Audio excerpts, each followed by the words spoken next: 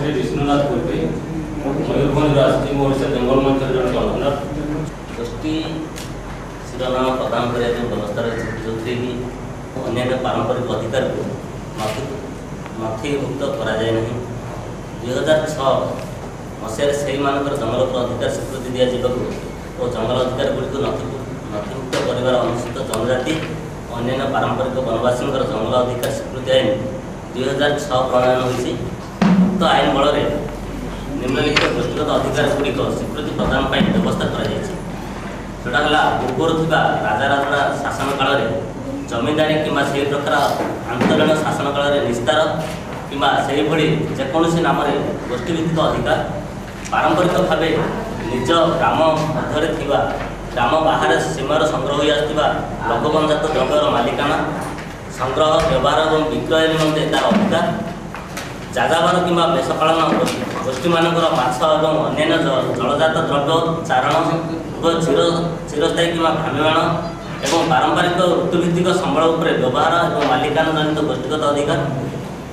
आदिम जनजाति और प्राक कृषिजीवी संप्रदाय मानकर बास एवं बसती उपर गोष्ठीगत अधिकार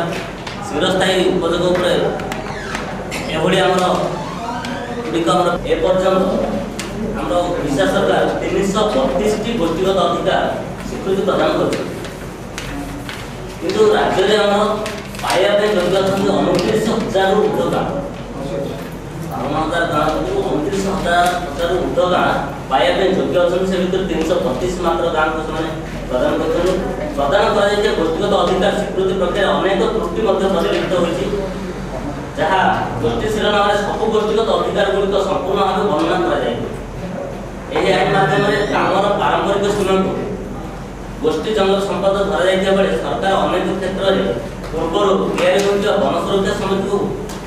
प्रथम जंगल सीमा को गोष्ठी जंगल संपद बोली विवेचित कर शिरोनाम प्रदान करते जहाँ लोक एमती 27टा जिला को नहीं ओडिशा जंगल मंच आम समस्त गाँ स्तर जंगल सुरक्षा कमिटर सदस्य आम से जो गोष्ठी जोटा कि 30-40 वर्ष कि 100 वर्ष धरी गाँव लोक मैंने निज उद्यम बिना सरकार साहय जो जंगल सुरक्षा कर सरकार मान्यता आकरण दे से जहाँ माने केंद्र सरकार तरफ जो फॉरेस्ट एक्ट एक्ट कहे कम्युनिटी फेडरेट ठीक देना जी पाइबा कथा से जंगल जमी भी लिखे ना सब भूल भट्टा दे तो आम चाहूँ जे समस्त गाँव को जंगल जमी माने कम्युनिटी राइट्सटा दि जाऊ ता सहित अति शीघ्र दि जाऊ डिले न करूँ आदि से न दिखते आम 12,000 गाँव लोग चिंता करूँ आम राली धारणा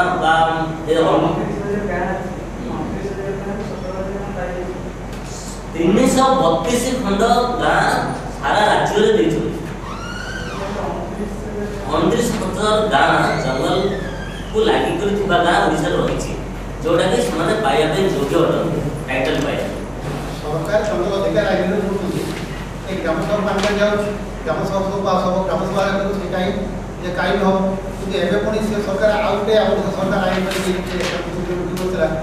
कहते ना यहाँ आम कमिटी ना डिपार्टमेंट को सी जहाँ कर सी पाइल सी विरोध करूँ ग्राम सभा बस फाइनाल प्रत्येक जिन मन योजना हो कि गाँव में जेको कम हो ये समस्त कथा ये ग्राम सभा ही पास हवा दरकार आ गोटे चक्रांत से गोटे जिन जाना कथा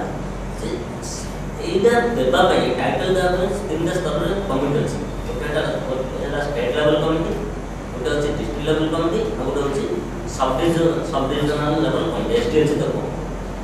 सरकार तरफ जो राज्य स्तर अच्छी स्टेट लेवल कमिटी एसएलएनसी से गोटे चक्रांत कर मीटिंग कर पास कर अक्टोबर 24 तारीख से पास करमी ए कम्युनिटी राइट्स दि जाऊ से गोटे ड्राफ्ट कर से ड्राफ्टा हिसाब से बनई जोटा कि आईन को विरोध करा केंद्र सरकार पठे आम पास करूँ से हिसाब से आम टाइटल जोटा से विरोध कर उड्र करूँ भारत सरकार जो आईन से आईन अनुसार आमको अधिकार जंगल अधिकार आईन 2006 अनुसार जहाँ आईन प्रदत्त कर अनुसार से कम्युनिटी दि जाऊ आम दाबीटा शीघ्र दि जाऊ ତାକୁ ଉଲ୍ଲଂଘନ କରିକି हाँ नहीं केवल एसएलएमसी बसिक करछि state level monitoring committee state level monitoring committee से केवल बसिक गोटे रिजोल्यूशन लिखि देकरी पठै छथि केंद्र सरकार को जे ए गोटे गाइडलाइन से कर दे ए गाइडलाइन में हमें सीएफआर दो बा कम्युनिटी एक्ट दो जो गाइडलाइन करछथि सेटा मूल आईन को विरोध कर जो बीएसएस सरकार गोटे बीएसएस करछि 50 एकड़ 30 एकड़ को गाँव दे दीछन केवल सेतिक अंचल को आम आईन को जे ताकर पारंपरिक भाव जेते अंचल पर से निर्भर करछथि खाली सेमान से जंगल जमीन पर तुम टैकल दो एमान को जे आमे हमर हिसाब से आमे गुडी कर माने संकुचित एकदम संकुचित कर जोडे कि माने जो आईन रो उद्देश्य अछि जे तार जेते निर्भर होते से माने सबदिन पे निर्भर माने से जंगल जमीन को ताको दिया जीव निर्भर हां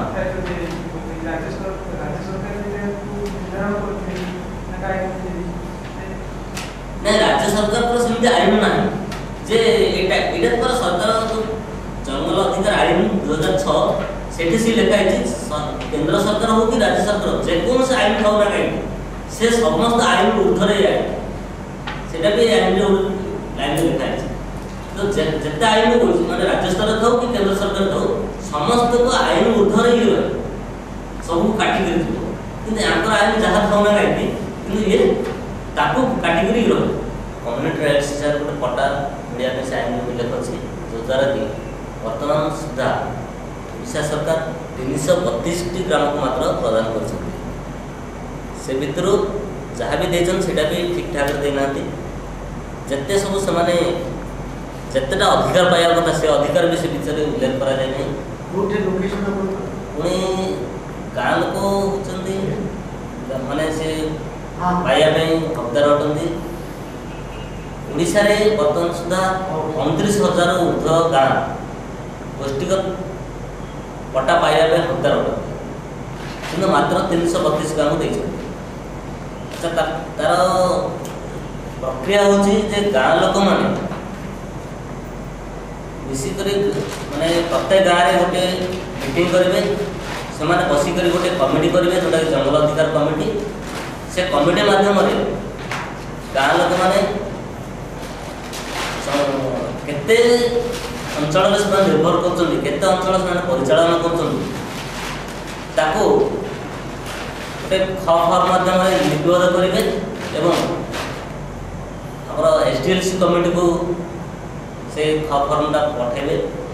आ मिलित जांच प्रक्रिया हला परे सेटा एसडीएलसी कमिटी को जाए सेटा डीएलसी स्तर को जाए किंतु एटा सब गाँ लोक माने जति अंचल देई थाउचंदी सेटा सरकार देया में नाराज होचंदी से माने निज हिसाब रे 30 एकड़ 40 एकड़ एभली देउछंती आ सब राइट्स भी सेटे लेखु नाती एटा जते प्रतिवाद गाँ स्तर रो जिला स्तर राज्य स्तर कले मध्ये के सुनु नाती जेमति कि आमे कोलाहांडी जिल्ला रे नवेम्बर 29 तारिख दिन आमे रैली करथिलु जोटी कि 550 लोक उपस्थित थिले एवं से दाबी जिलापाल को प्रदान करथिले या सहित आम ओडिशा जंगल मंच तरफ आम ए निष्पत्ति नहीं जे 7टा जिले में यही चलित आसंता 14 तारिख रु 29 तारिख मध्य आम 7टा जिले में यही कम्युनिटी राइट्स मिलवाई सरकार पाखे दाबी उपस्थापन करने आम रैली करूँ से आम ओडिशा जंगल मंच तरफ राज्य स्तर में 23 तारिख दिन भुवनेश्वर रैली करूँ या सत्वे जदि सरकार आमर कथा न शुणती ताहले आमे निश्चित भाव में आगामी पंचायत निर्वाचन को वर्जन करूँ बोली आमर यही 12,000 गाँ तरफ निष्पत्ति नहीं 12,000 गाँ आगामी पंचायत निर्वाचन में भाग नेबे ना निर्वाचन को वर्जन करेंगे या परे मध्य जदि किसी न शुणती ताहले बाध्य आम अनशन में बस स्थिर कर